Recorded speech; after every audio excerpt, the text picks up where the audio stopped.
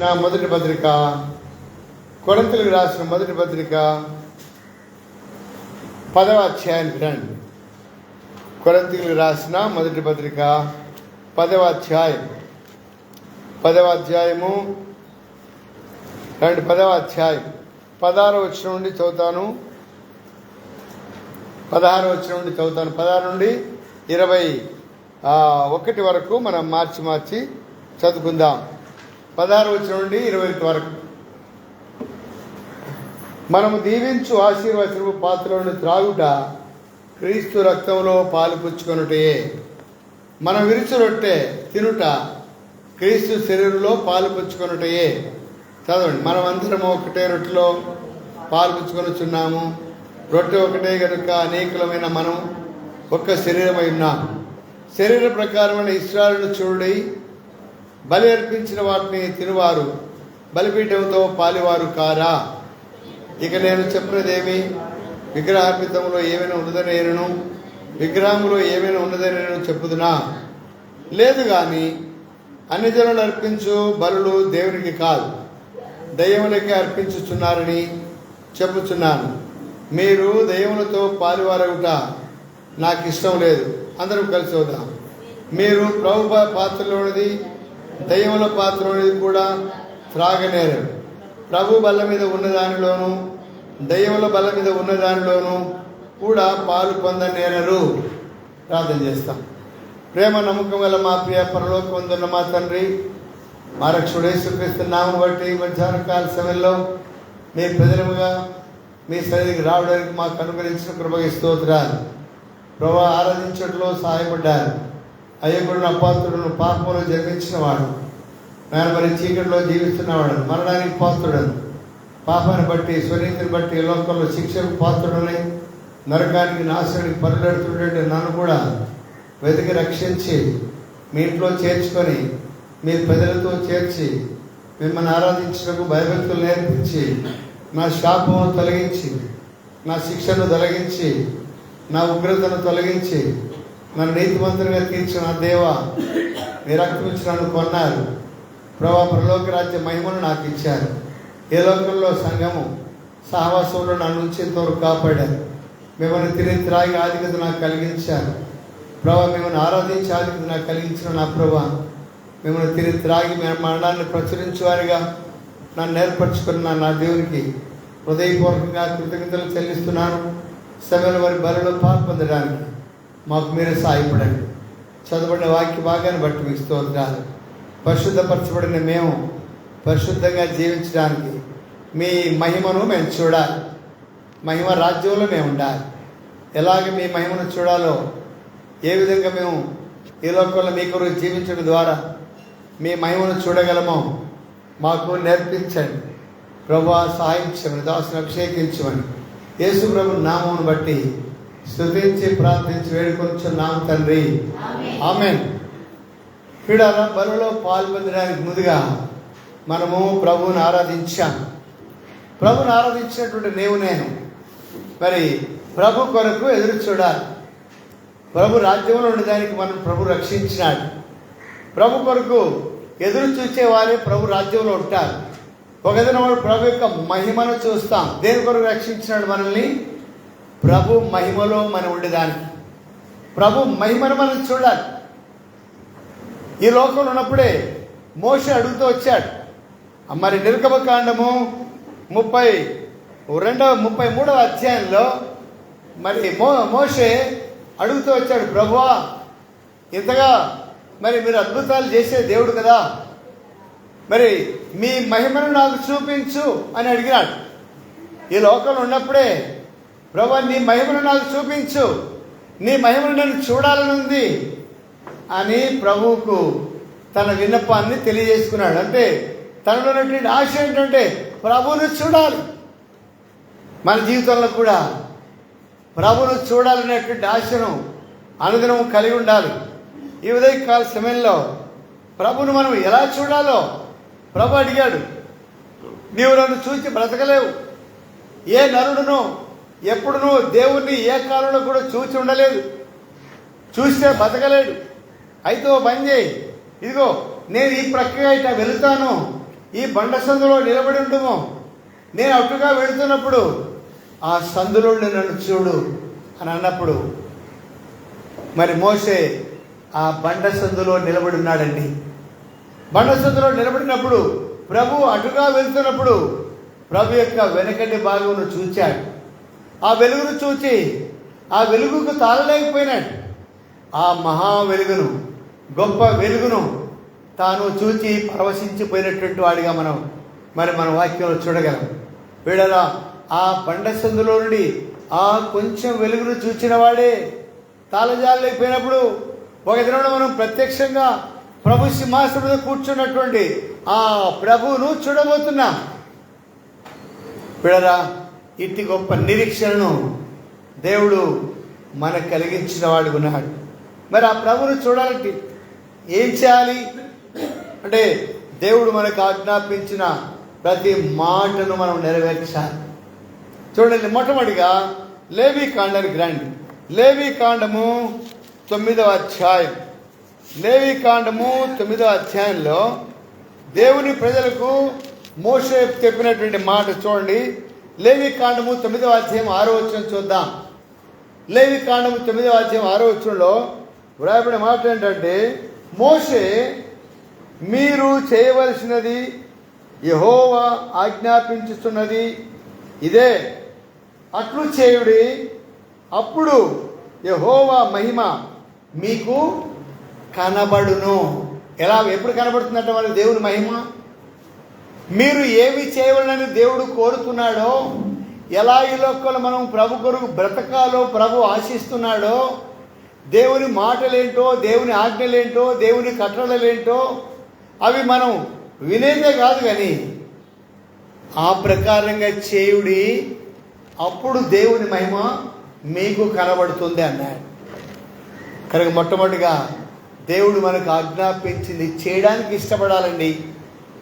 ఆయన ఆజ్ఞాపించింది, ఆయన మనం చేయవలసినటువంటిది ఏదో దాన్ని చేయమన్నప్పుడు దాన్ని చేయాలి, అలాగే మనం ప్రవర్తించాలి. అప్పుడు దేవుని మహిమను మనం చూస్తాం. కనుక మొట్టమొదటిగా దేవుని వాక్యానికి మనం విధేయత చూపించాలి. దేవుని కట్టడలకు మనం విధేయత చూపించాలి. ప్రభు ఆజ్ఞాపించింది ఇదే, మీరు ఇది చేస్తే దేవుని మహిమ మీకు కనబడుతుంది అన్నాడు. మనం దేవుడు ఆజ్ఞాపించింది చేస్తున్నామా? దేవుడు ఆజ్ఞాపించింది కాకుండా, ఇక్కడ చెప్పే మాటలు కాకుండా వీటిని ఇక్కడనే వదిలిపెట్టి ఇంటికి వెళ్ళి మనిషిని వచ్చేట్టుగా మనం ప్రవర్తిస్తే దేవుని మహిమను మనం చూడలేం, దేవుని రాజ్యానికి మనం వెళ్ళలేం, తలుపు దగ్గర కూడా రానియదు. అర్థమైందా? లోపలికి కాదు, తలుపు దగ్గర కూడా రానియదు, మనం వెళ్ళలేం. ఆ మహిమ కలిగినటువంటి రాజ్యమునకు, మహిమ కలిగినటువంటి దేవుని ఎదుటకు మనం వెళ్ళాలంటే మొట్టమొదటిగా ఆయన కొద్ది తేడాగా తెలియజేస్తున్నాడు. ఏమంటే, మరి మీరు చేయవలసినది యెహోవా ఆజ్ఞాపించింది ఇదే. ఏదంటే ఆయన ఆజ్ఞాపించిన దాన్ని చేసినప్పుడు మహిమను చూస్తాం. ఏం చేయాలనో చూద్దాం రండి. మరి ఒకవేళ ఆ విధంగా చేయకపోతే పిల్లరా, మీ పాపం మిమ్మల్ని పట్టుకుంటుంది. మీరు దేవుని మహిమను కాదు కానీ దేవుని రాజ్యంలో ఉండరు, కానీ నిత్య నరకంలో ఉండవలసి వస్తుంది అని తెలియజేస్తూ ఉన్నాడు. కనుక రెండవది చూడండి, రెండవదిగా యెహోషువ గ్రంథము 7వ అధ్యాయానికి రండి. యెహోషువ గ్రంథము 7వ అధ్యాయము 19వ వచనం చూడండి. దేవుని మహిమను మనం చూడాలంటే ఏం చేయాలి అని ఇక్కడ మనం చదువుతున్నాం రండి. అప్పుడు యెహోషువ ఆకారును చూచి, నా కుమారుడా, ఇశ్రాయేలు దేవుడైన యెహోవాకు ఆ మహిమను చెల్లించి ఆయనను స్తుతించి నీవు చేసిన దానిని మరుగు చేయక నాకు తెలుపమని వేడుకొనుచున్నాను అని చెప్పగా, అంటే ఇక్కడ దాగి ఉన్నటువంటి చేసినటువంటి పాపమును మనం ఒప్పుకొని విడిచిపెట్టే జీవితాన్ని కలిగి ఉండాలి. అర్థమైందా? పాపాన్ని మన హృదయంలో దాచుకొని, అమ్మ బాటలు కింద పెడుతుందరు అంత దెబ్బకైతున్నాయా?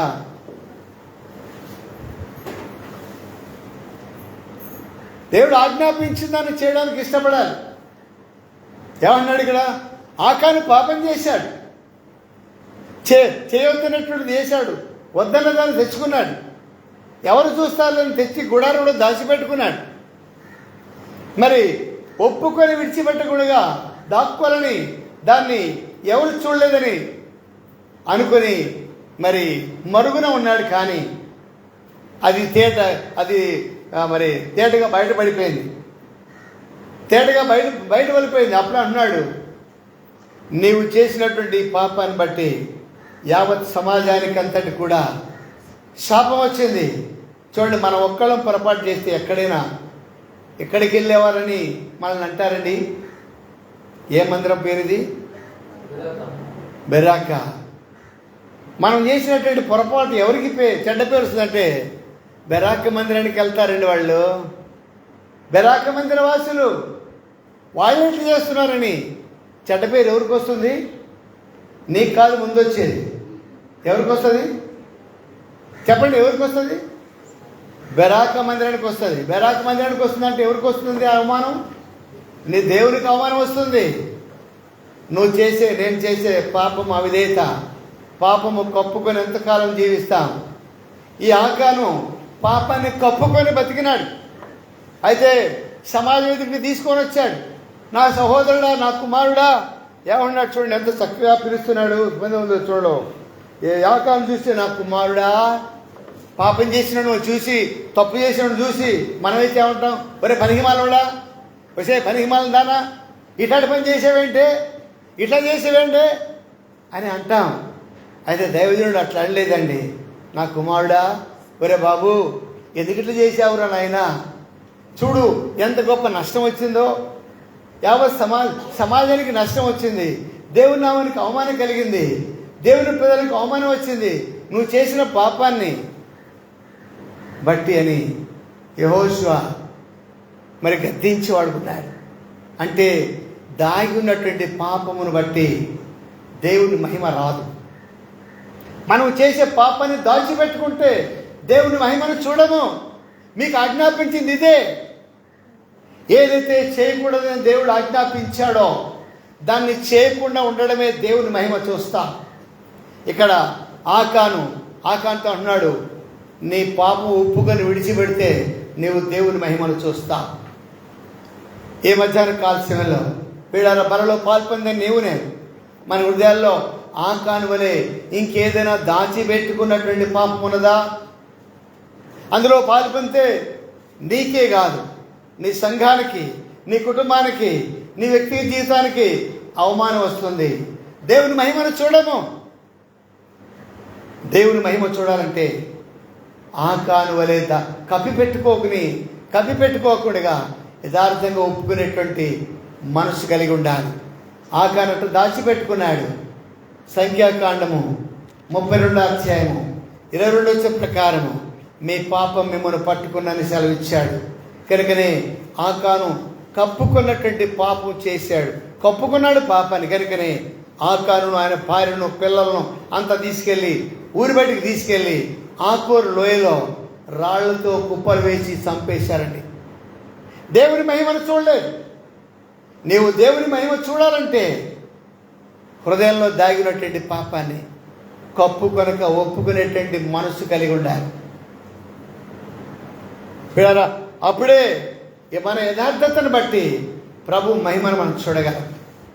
దేవుడు ఆజ్ఞాపించింది చేసినప్పుడు మీరు అలాగే చేయండి, అప్పుడు దేవుని మహిమను మీరు చూస్తారు. అలాగున ఈ మధ్యాహ్న కార్యక్రమంలో ఇంకేదైనా మన హృదయాలు, మన జీవితాల్లో, మన వ్యక్తిగత జీవితానికి కానీ, నీ కుటుంబ జీవితానికి కానీ, నీ సంఘ జీవితానికి కానీ కళంకం తెచ్చేటువంటి పొరపాటు పాపలు ఏమైనా ఉంటే ఒప్పుకొని విడిచిపెట్టి బలలో పాల్పొందాలి. మూడవదిగా మరి కీర్తన గ్రంథము 26వ కీర్తన 26 26వ కీర్తన 8వ వచనం చూడండి. దేవుని మహిమను మనం చూడాలంటే 26వ కీర్తన 8వ వచనంలో, యెహోవా నీ తేజో నివాస మందిరమును, నీ తేజో మహిమ నిలుచు స్థలమును నేను ప్రేమించుచున్నాను. ఎప్పుడు దేవుని మహిమను మనం చూస్తామంటే దేవుని మందిరమును ప్రేమించేవారు. దేవుని మందిరమును నువ్వు ప్రేమించే అలవాటు నీకున్నదా? దావీదు అంటున్నాడు, 122 కీర్తన 1వ వచనంలో దేవుని ప్రజలైనటువంటి ఇశ్రాయేలులు, రాజా మేము దేవుని మందిరానికి వెళ్ళాలనుకుంటున్నామంటే ఏమన్నాడు? నాకు చాలా పనులు ఉన్నాయి, మీరు పోండి అని అన్నాడా? ఏమన్నాడు? దేవుని మందిరానికి వెళ్ళదామని ప్రజలు నాతో అన్నప్పుడు నేను సంతోషించి తిని. ఎంత మంచి మాట రాయించాడు. దేవుని మందిరం అంటే అంత మక్కువ గలవాడు. దేవుని మందిరం వెళ్ళాలంటే మరి రాజు అయినా, 12 గోత్రాలకు రాజు అయినా ఎన్నో పనులు ఉంటాయి. ఎంతమంది వ్యాజ్యానికి వస్తారు, ఎన్నో పనులతో నిండినటువంటి వాడు, అంత బిజీగా ఉన్నటువంటి వాడు. దేవుని ప్రజలు వచ్చి, రాజా దావీదు గారు మందిరానికి వెళ్తున్నావు అంటే పదానికి కూడా వస్తా. దేవుని మందిరం అంటే అంత మక్కువ గలవాడు. దేవుని ఇల్లు అంటే అంత ప్రేమ కలిగినటువంటి వాడు. దేవుని మందిరంలో నివసించడం నాకు ఎంతో మేలన్నాడు. లోకంలో 1000 దినాలు గడుపుట కంటే దేవుని మందిరంలో 1 దినం గడుపుట అని అనుభవాన్ని తన జీవితంలో రుజువుపరుచుకున్నాడు. కొరావు కుమారుడు రాశారు కానీ దాన్ని దావీదు జీవితంలో రుజువుపరిచినాడు. దేవుని మందిరాన్ని ఎన్నిసార్లు మనం విసర్జించామండి. సరే, మనకు చాలామందికి ఇక్కడ ఉన్నటువంటి వాళ్ళకి కొంచెం దూరం కాబట్టి సాయంకాలం పూట మందిరాలకు రావడం కష్టం, మళ్ళీ వెళ్ళేదానికి కష్టం కాబట్టి రాలేకపోవచ్చు. కానీ అన్ని అనుకూలతలు కలిగి ఉండి దగ్గరుండి ఎన్నిసార్లు మనం మందిరాన్ని ప్రేమించక మందిరానికి రాకుండా ఎన్ని కూడికలకు మనం ఆబ్సెంట్ అయినామండి చెప్పండి. దేవుని మందిరం అంటే ఎన్నిసార్లు నిర్లక్ష్యం చేశాం మనం. దేవుని మందిరం అంటే ఎప్పుడైనా పోవచ్చులే అనేటువంటి నిర్లక్ష్యం ఎన్నిసార్లు చూపించామండి. దేవుని మహిమ ఎట్లా వస్తుంది మన మీదకి? దేవుని మహిమను ఎలా చూడగలం మనము? నీ తేజో మహిమ నిలిచేటువంటి స్థలం ఇది. దేవుని మహిమ ఉన్నటువంటి స్థలం ఇది. ఈ స్థలాన్ని నేను ప్రేమించుతున్నాను అంటున్నాడు భక్తుడు. మనం ప్రేమించే అనుభవం ఉన్నదా? దేవుని మందిరానికి వెళదామని జనులు అన్నప్పుడు సంతోషించినటువంటి దావీదు వలే దేవుని మందిరాన్ని ప్రేమించేవాడుగా, దేవుని మందిరాన్ని ప్రేమించేటువంటి దానిగా జీవితాన్ని అలవర్చుకోవాలి. దేవుని మందిరము, దేవుని వాక్యము, దేవుని ప్రజలు, దేవుని దాసులు, దేవుని పరిచర్య ప్రేమించేవారుగా మనం ఉండాలండి. నీవే ప్రేమించుకుంటే ఏం లాభం? నిన్ను ప్రేమించేవాడిని నువ్వు ప్రేమిస్తే ఏం ఉపయోగం? దేవుని మందిరం అంటే దేవుని పరిచర్య. దేవుని మందిరానికి వచ్చి ఎప్పుడైనా త్వరగా వచ్చి ముందుగా వచ్చి మందిరంలో పని చేస్తాం అన్నా ఏమైనా పని ఉందా అని అడిగే అలవాటు నీకుందా? ఈ పని చేస్తానని అడిగే అలవాటు నీకుందా?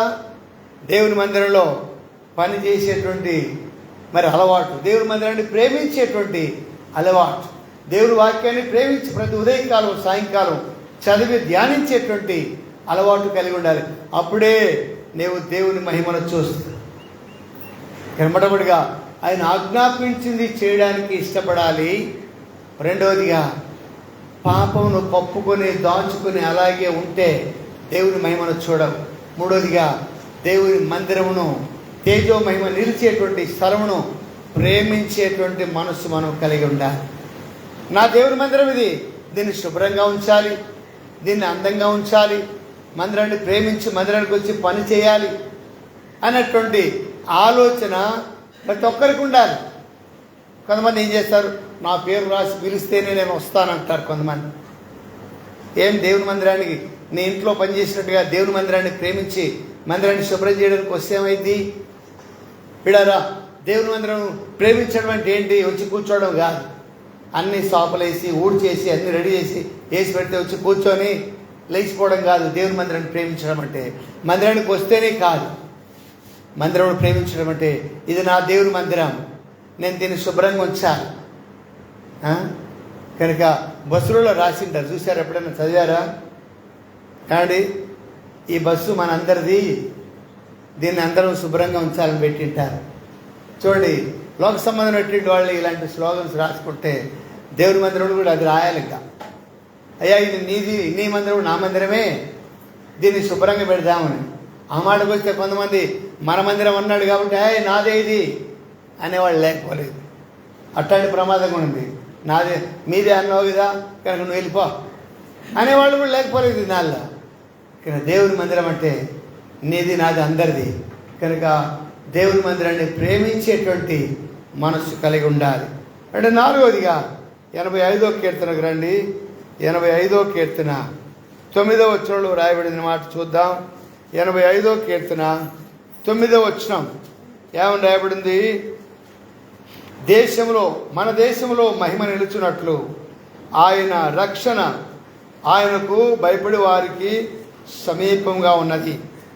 ఎప్పుడు మనం దేవుని మహిమను చూస్తామంటే దేవునికి భయపడుట వలన.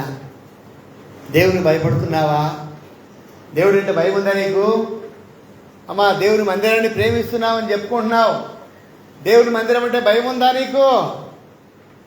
దేవునికి భయపడితేనే దేవుని మహిమను చూస్తావు.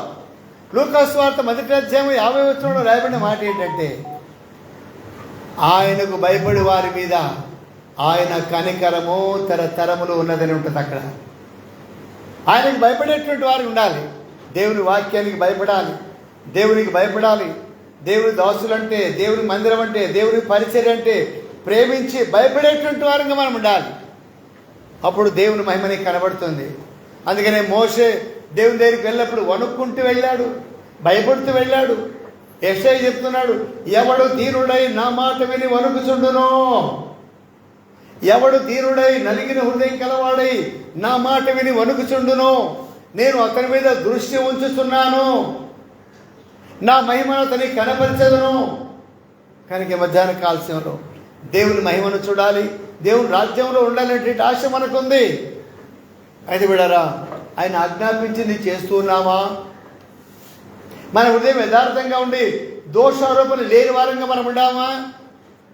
అందుకని అంటున్నాడు 1 యోహాను పత్రిక 3వ అధ్యాయం 19 వచనాల్లో, మన హృదయాల్లో ఏ విషయాల్లో మన మీద దోషారోపణ చేయబడుతున్నామో ఆయా విషయాల్లో మనము దేవుని ఎదుట సమ్మతి పరుచుకుందాం. ప్రభువా, నిజమేనయ్యా, నా హృదయంలో పాపం దాగి ఉందయ్యా, ఎవరు చూడలేదండి, దాచిపెట్టుకున్నానయ్యా, పాపం ఉందయ్యా, అపవిత్రత కలిగిందయ్యా, నన్ను క్షమించు, నన్ను కడుగు అనేటువంటి దోషారోపణ లేని వారుగా మనం బలిలో పాల్పొందాలండి. అప్పుడే దేవుని మహిమను మనం చూస్తాం. కనుక పాపమును దాచిపెట్టుకొని ఆకాను వలె ఎంతకాలం బ్రతుకుతాం? గెహాజీ వలె ఎంతకాలం బ్రతుకుతాం? విడారా, ఈ మధ్యాహ్న కాల సమయంలో దాగి ఉన్న పాపం ఒప్పుకునే మనసు కలిగి ఉండాలి. ఎప్పుడైతే పాపం చేయమని పాపం మరి ఇంకెవరు చేయమని చెప్పడం లేదు, అయితే పొరపాట్లు జరుగుతూ ఉంటాయి. అయితే వాటిని వెంటనే ఒప్పుకొని సరి చేసుకొని విడిచిపెట్టే మనసు కలిగి ఉండాలి. ఎవరు చూశాడులే, ఎవరు నన్ను అడుగుతాడులే అని నిర్లక్ష్య స్వభావంతో పాపము కప్పి పెట్టుకుంటే దేవుని మహిమను మనం చూడలేం. తర్వాత పిల్లరా, దేవుని మందిరాన్ని ప్రేమించాలి, దేవునికి భయపడేటువంటి వారు ఉండాలి. తర్వాత 5వ చూసినట్టయితే 145వ కీర్తన చూడండి. 145వ కీర్తన 5వ వచనం. ఇంకెలాంటి వారు దేవుని యొక్క మహిమను చూడగలరు? ఎలా జీవిస్తే మనం దేవుని మహిమను చూడగలమో అక్కడ ఒక మాట రాయించాడు. 145వ కీర్తన 5వ వచనం చూడండి. 5వ వచనం, నీ పరాక్రమ క్రియలను తెలియజేయుదును, మహోన్నతమైన నీ ప్రభావ మహిమను, నీ ఆశ్చర్య కార్యములను నేను ధ్యానించదను. కానీ ఇక్కడ 3 వచ్చాయి. 1, దేవుని మందిరాన్ని ప్రేమించాలి. 2వది, దేవునికి భయపడాలి. 3వదిగా, దేవుని వాక్యాన్ని ధ్యానించే మనసు కలిగి ఉండాలి.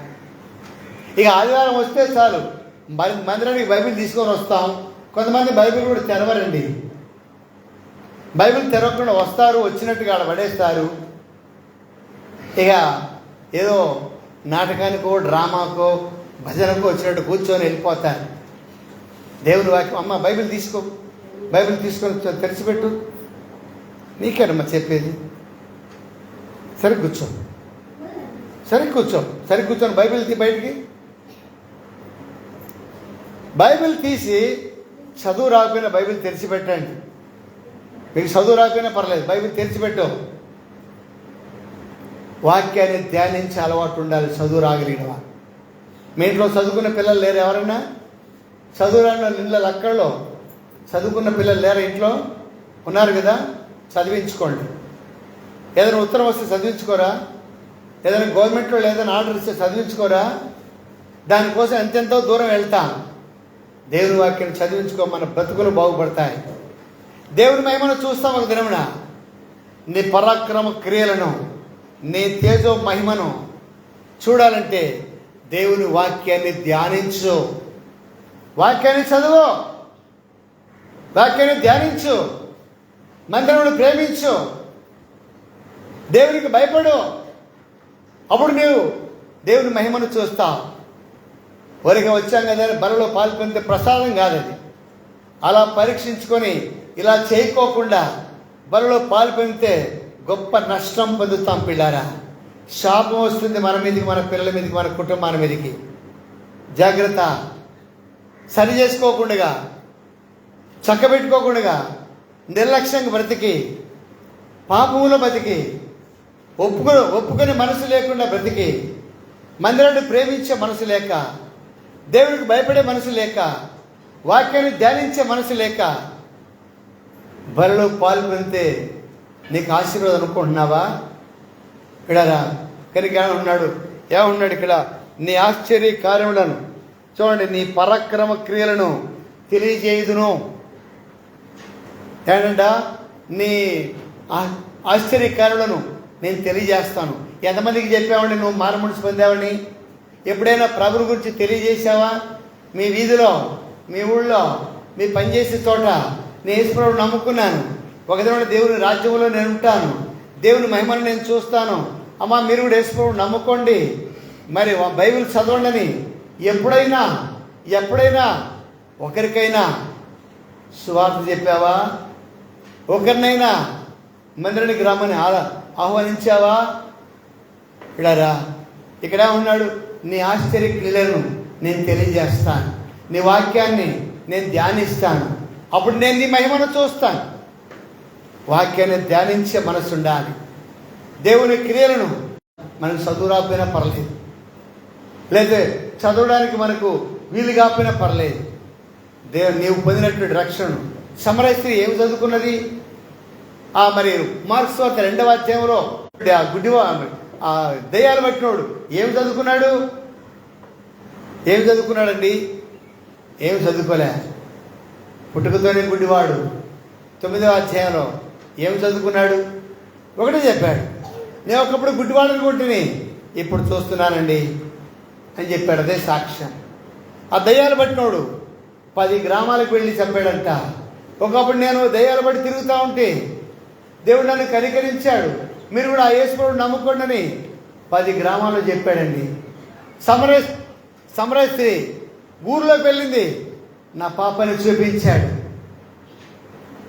నా యొక్క బతుకును చూపించాడు, నన్ను రక్షించాడు, మీరు కూడా రండి అని ఊళ్ళోకి వెళ్ళి చెప్పిందండి. ఒక్కరికైనా చెప్పామా? మనము రక్షణ పొందామని చెప్పుకొని మందిరానికి వస్తున్నాం. ఎప్పుడైనా ఒక్కరికైనా నేను యేసుప్రభువుని నమ్ముకున్నా, నా జీవితం మారింది, మీరు కూడా నమ్ముకోండి అని ఎప్పుడైనా చెప్పావా? చెప్పమని చెప్తా ఉంది. అప్పుడే దేవుని మహిమను చూస్తా. కనుక ఆయన ఆశ్చర్య క్రియలను వివరించాలి. ఆయన చూడండి అక్కడ మాట, నీ ఆశ్చర్య క్రియలను నేను తెలియజేసేదను, మహోన్నతమైన నీ ప్రభావ మహిమను, నీ ఆశ్చర్య కారణను నేను ధ్యానించేదను. ఏమండి పాటలు ఎంతమంది పాటలు పాడుతుంటారు ఇంట్లో ఉన్నప్పుడు? ఏమండి ఇంట్లో పనులు చేసేటప్పుడు, వంట చేసేటప్పుడు, ఊడ్చేటప్పుడు, కూలి పనికి వెళ్ళినప్పుడు ఎప్పుడైనా పాట పాడుకుంటూ పని చేశారా?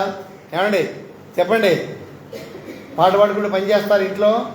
అబ్బే ఆ మాటే లేదు. అసలు మనం ఎవరో క్రైస్తవులమో కాదన్నంత అమాయకంగా ఉంటామండి. ఎంత అమాయకులమో బయటికి వెళ్తే మనకేమీ తెలియదు. పేతురు కూడా చలి కాసుకుని దగ్గర పోయి చలి కాసుకుంటూ కూర్చున్నాడు.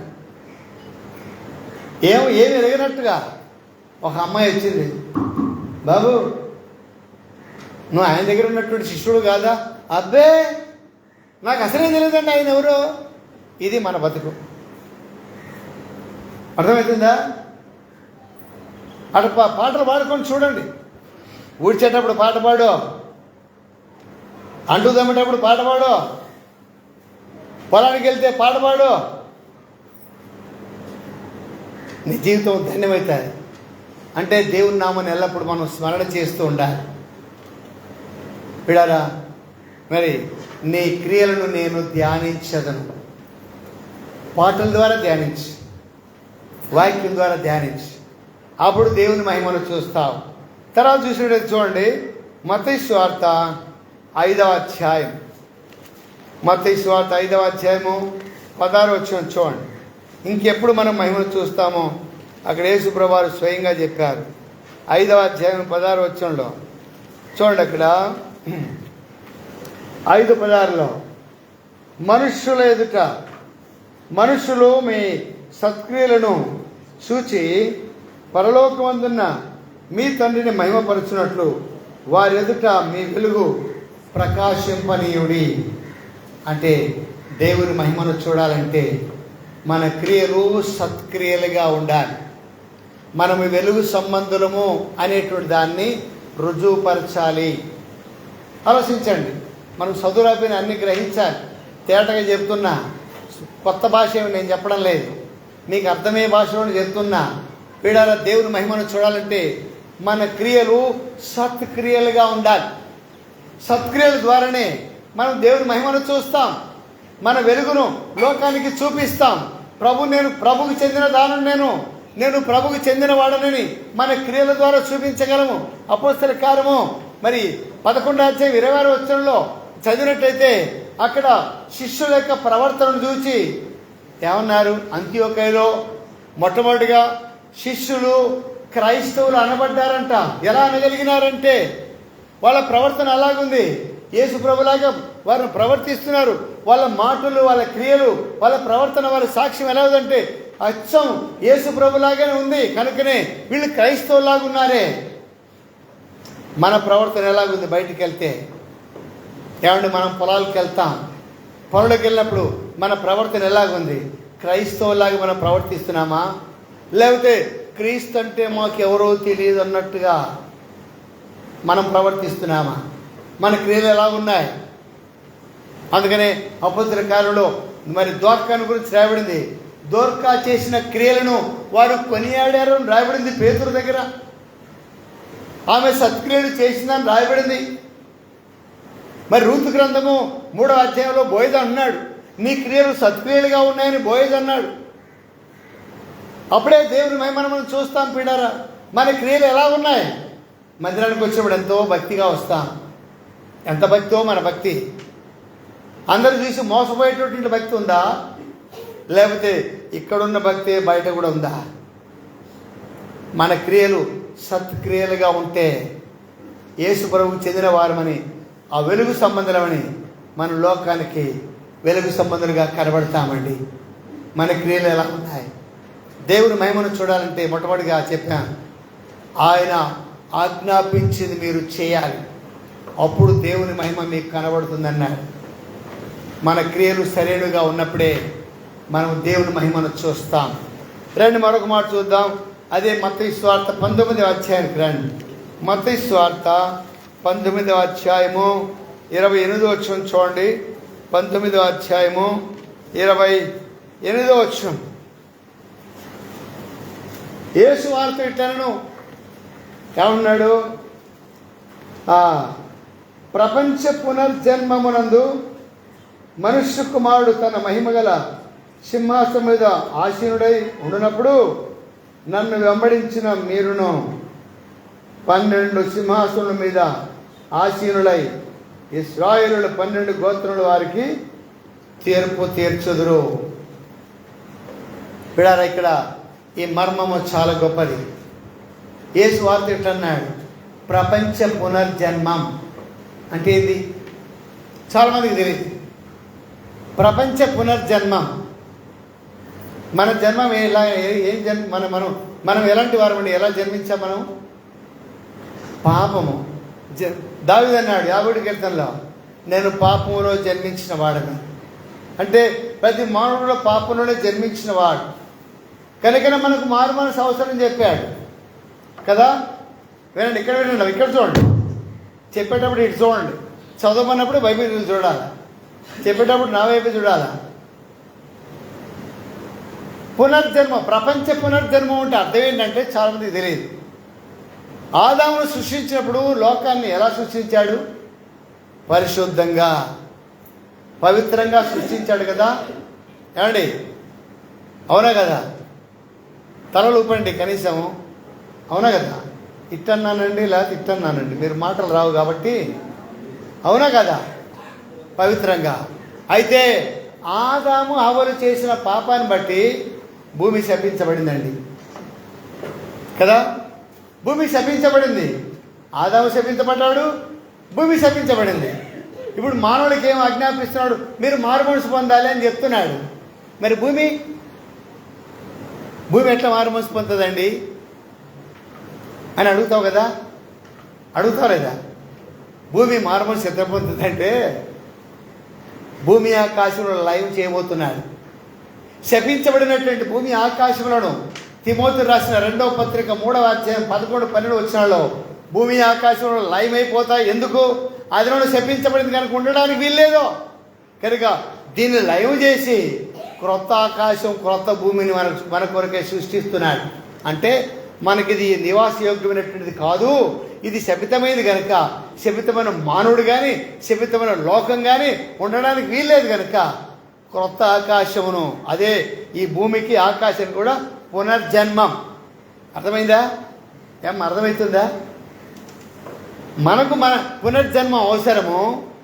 అట్లనే సృష్టి అంతటి కూడా నాశనం చేసి మరొక సృష్టిని సృష్టిస్తున్నాడు. అర్థమవుతుంది? ఎప్పుడైనా అర్థమైంది కదా? ఈ సృష్టి అంతటి కూడా శపించబడింది అప్పుడే. కనుక దీన్నంతా లైవ్ చేసేసి క్రొత్త సృష్టిని, క్రొత్త ఆకాశము, క్రొత్త భూమిని, నూతన యెరూషలేమునే, క్రొత్త పట్టణాన్ని మన కొరకై సృష్టించిన వాడిగా ఉన్నాడు. పిడారా, ఈ మధ్యాహ్న కాల సమయంలో ఆ క్రొత్త సృష్టిలో మహిమ కలిగినటువంటి దేవుడు ఆశీనుడై ఉన్నాడు. కనుక ఆ పునర్జన్మమందు, ప్రపంచ పునర్జన్మం అంటే ప్రపంచానికి కూడా మరి పునర్జన్మం అవసరమని అర్థమైందా ఇప్పుడైనా? ప్రపంచం కూడా శపించబడినటువంటిది కనుక శపించబడింది ఏది కూడా ఉండకూడదు. కనుక భూమి ఆకాశములను కాల్చివేస్తున్నాడు, లయం చేస్తున్నాడు, కొత్తదాన్ని పుట్టిస్తున్నాడు, మళ్ళీ నీ కోసం నా కోసం. అర్థమైంది కదా? అంతకంటే ఎక్కువ చెప్పలేను, అర్థం కాబట్టి నేను ఏం చేయను. ఇక్కడ పునర్జన్మమందు దేవుని మహిమను మనం చూడాలంటే, అంటే నువ్వు మారుమనసు పొందాలని, ఇప్పుడు కూడా మారుమనసు పొందాలి. నూతన జన్మం నీకు అవసరం. కానీ చాలామంది మందిరానికి వస్తారు, మందిరానికి రమ్మంటే వస్తారు, కానీ మారుమనసు లేకుండా వెళ్ళిపోతారు, ఆరాధన చేయకుండా వెళ్ళిపోతారు, బలిలో పాల్గొని వెళ్ళిపోతారు. ఏమంటే మేము బెరాకవాసులమండి, బెరాకవాసులమండి. ఏమైతే ఉంది? నీకు మారుమనసు లేకపోతే? మారుమనసు అవసరం, లోకానికే మారుమనసు అవసరం అంటున్నాడు. భూమి ఆకాశంలో కాల్చేస్తాను అన్నాడు. నీకు మారుమనసు లేకపోతే నీకు కూడా కాలిపోతావు. పిడారా, పునర్జన్మమందు దేవుని మహిమలో ప్రభును చూడాలంటే మారుమనసు పొందు. కనుక ఆ రాజ్యంలో, ఆయన ఉండే స్థలంలో ఆయన మహిమను చూడాలంటే మారుమనసు పొందాలి. తర్వాత రండి మరొక మాట, లూకాసు వార్త 2వ అధ్యాయం. లూకాసు వార్త 2వ అధ్యాయం 2వ అధ్యాయం 14 వచనం చూడండి. లూకాసు వార్త 2వ అధ్యాయము 14 వచనం చూద్దాం. సర్వోన్నతమైన స్థలంలో దేవునికి మహిమయు, ఆయనకి ఇష్టలైన మనుషులకు భూమి మీద సమాధానం కలుగునుగాక అని ఎవరు ప్రకటించారు ఈ మాట? దేవదూతలు. దేవదూతల సైన్యం, మహాసైన్యం భూలోకానికి వచ్చి, అయ్యలారా మీ కొరకు రక్షకుడు పుట్టాడు, సంతోషిస్తున్నారు. చింతలేదిక యేసు పుట్టనని పాట పాడుతున్నావు, చింతలేదని అనుకుంటున్నావు. చింతలేదని పలికేటువంటి నేను ఆయనకి ఇష్టమైనటువంటి వారికి భూమి మీద సమాధానం. ఎవరికి ఇష్టంగా బ్రతుకుతున్నాం మనం? దేవుని మహిమను చూడాలంటే దేవునికి ఇష్టంగా బ్రతకాలి, ఆయన కోరినట్టుగా మనం బ్రతకాలి. సర్వోన్నతమైనటువంటి స్థలంలో దేవుడు మహిమ కలిగినటువంటి దేవుడు ఆశీనుడై ఉన్నాడు. భూమి మీద మనం ఎట్లా బ్రతకాలంటే మళ్ళీ విమోచించి ప్రత్యేకపరిచి సంఘంలో పెట్టాడు. ఆయనకి ఇష్టంగా మనం బ్రతకాలి. ఆయనకి ఇష్టంగా బ్రతకాలంటే ఇప్పుడు చెప్తూ వచ్చాను చాలా సంగతులు, వాక్యాన్ని ధ్యానించాలి. మందిరాన్ని ప్రేమించాలి, ఆయనకు భయపడాలి, పాపం ఒప్పుకొని విడిచిపెట్టే స్వభావం కలిగి ఉండాలి, ఆయన ఆజ్ఞాపించింది చేయడానికి ఇష్టపడాలి, సత్క్రియలు చేయాలి, తర్వాత ఆయనను వెంబడించి మరి మారుమనసు అనుభవం కలిగిన వారమై ఉండాలి. కనుకనే ఆయనకి ఇష్టమైనటువంటి వారు మాత్రమే ఆయన మహిమలో ఉంటారు. ఈ లోకంలో మన ఇష్టానుసారంగా బ్రతికి నాకు పరలోక రాజ్యం కావాలంటే ఎట్లా కుదురుతుంది? ఇప్పుడు మందిరానికి రమ్మంటే నాకు సమయం లేదు, మళ్ళీ వస్తానని చెప్తాం. చాలామంది స్వార్థకి వెళ్తే అయ్యా ఈ పుస్తకం చదవండి అంటే మాకు సమయమే లేదండి అంటారు. యేసుప్రభు వచ్చినప్పుడు అయ్యా మరి తీర్పు దినమున మాకు సమయం లేదని ఆ దినం అన్నావు కదా, కనుక ఇప్పుడు మాకు కూడా సమయం లేదు, నువ్వు నిత్య రాజ్యానికి నీకు మరి ప్రవేశం లేదు, కానీ నిత్య నరకానికి వెళ్ళాల్సిందే అని అన్నప్పుడు ఏం చెప్పగలవు? విడారా, దేవుని వాక్యాన్ని చదివే మనము, మందిరానికి వచ్చే మనము, బలలో పాల్పొందే మనం, ప్రభు పిల్లలు చెప్పుకునేటువంటి మనం ఆయనకి ఇష్టంగా బ్రతుకుతున్నామా? ఆయనకి ఇష్టంగా బ్రతికితేనే ఆయన రాజ్యంలో ఉంటాం, ఆయన రాజ్యంలోనే ఆయన మహిమను చూస్తాం అన్న సత్యాన్ని మనం గుర్తించిన వారంగా ఈ లోకంలో ఇంకేదైతే మనం ప్రభు కొరకు విడిచిపెట్టలేదో, ప్రభు ఏది మనకు ఆజ్ఞాపించలేదో దాన్ని చేయకుండా వదిలిపెట్టేద్దాం. ప్రభుకి ఇష్టమైంది ఏదో దాన్నే చేద్దాం, ప్రభుకి అయిష్టమైన దాన్ని వదిలిపెడదాం అని చెప్పబడుతుంది. కనుక ఆయనకి ఇష్టమైనటువంటి వారికి భూమి మీద సమాధానం, అలాంటి వారే దేవుని మహిమను చూస్తారని మనం తెలుసుకునేటువంటి వారంగా ఉండాలి. తర్వాత ఇంకో మాట చూద్దాం. యోహాను సువార్త 15వ అధ్యాయం, యోహాను సువార్త 15వ అధ్యాయం 8వ వచనం. యోహాను సువార్త 15 అంటే 15వ అధ్యాయం 8వ వచనంలో, మీరు బహుగా ఫలించుట వలన నా తండ్రి మహిమపరచబడును, అలాగే మీరు నాకు శిష్యులై ఉండదు. వీడరా, దేవుని మహిమను మనం చూడాలంటే ఫలించే వారంగా మనం ఉండాలి.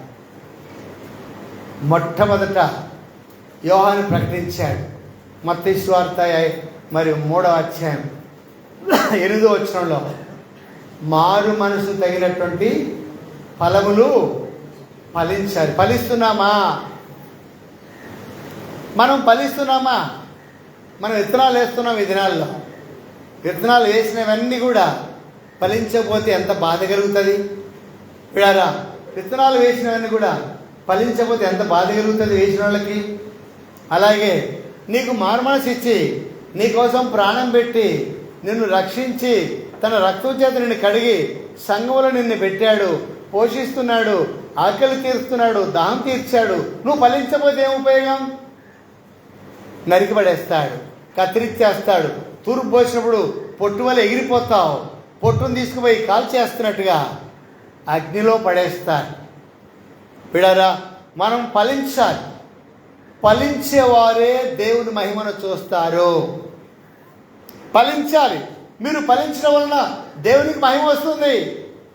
మీరు పరలోక రాజ్యంలో దేవుని మహిమను చూస్తారు అన్నట్టుది మనం తెలుసుకోవాలి. అంటే ఇందాక చెప్పా, మనం పొందిన రక్షణను ఇతరులకు తెలియజేయాలి, బంధువులకు తెలియజేయాలి. నువ్వు పనిచేసే చోట కనీసం ప్రతిరోజు చెప్పకపోయినా వారానికో, నెలకో, సంవత్సరానికో ఒకరికైనా అయ్యా యేసుప్రభువుని నమ్మండి, మా జీవితాలు మార్చబడ్డాయి, మేము పరలోక రాజ్యానికి వెళ్తాం, మీరు కూడా యేసుప్రభువుని నమ్ముకుంటే పరలోక రాజ్యానికి వెళ్తారని, అదే నీ ద్వారా కలిగేటువంటి ఫలం. ప్రేమ ఫలము, ప్రేమను చూపించు, ఫలించేవాడుగా ఉంటావు. నీతి ఫలము, నువ్వు నీతిగా జీవించు, దాని ద్వారా ఫలం వస్తుంది. ఆత్మ ఫలము, ఆత్మను అనుసరించి నడుచుకో, నీ ద్వారా ఇంకొక ఆత్మ దేవుని వద్దకు వస్తుంది. వీడారా, అన్నిటి వెలుగు ఫలము, వెలుగు వలె జీవించు. యేసుప్రభు వెలుగు, యేసుప్రభు వలె జీవించు, దాని ద్వారా ఫలాలు వస్తాయి. వెలుగు ఫలము, నీతి ఫలము, ప్రేమ ఫలము, మారుమనసు ఫలము, ఆత్మ ఫలము, నీ క్రియల ఫలము, ఎన్నో రకరకాల ఫలాలు ఉన్నాయి. నువ్వు ఫలం ఫలించాలని, దేవునికి మహిమ రావాలని, ఆ మహిమను నీకు చూపించాలని ఇష్టపడుతున్నాను. ఈ మధ్యాహ్న కాలశంలో బలలో పాల్పొంది నీవు ఒక ఫలమైనా ఫలించావా? ఫలించని ప్రతి చెట్టు ఏం చేస్తారు? ఫలించని ప్రతి చెట్టు నరికి వేయబడుతుంది. అందుకనే యోహాను చెప్పాడు, ఇప్పుడే గొడ్డలి చెట్టు వేరున ఉంచబడింది. నరికి ఏం చేస్తాడు? ఉప్పలేసేసి, చూడండి కొయ్యకాలు ఏం చేస్తారు మీరు? కాలు చేస్తారా? ఇంటికి తెచ్చుకుంటారా? సరే ఇంటికి తెచ్చుకుంటారు అనుకోండి. ఇంటికి తెచ్చిన తర్వాత ఏం చేస్తారు? పొయ్యిలో పెడతారు. ఇంక వేరే పనికి వస్తాయా? బీరోలో పెట్టుకుంటారా? లేకపోతే సొంతూళ్ళు పెట్టి ఏమైనా పైన పెట్టుకుంటారా? పనికిరాంది కొయ్యకాలు. మన బ్రతుకులు అట్నే ఉంటాయేమో చూడండి. పనికి రాకుండా కాలిపోయేటట్టు ఉండకుండా మన ద్వారా దేవునికి మహిమ రావాలి. ప్రభు మహిమను మనం చూడాలి. అందుకే మనం రక్షించినాడు. రండి మరొక మాట చూద్దాం.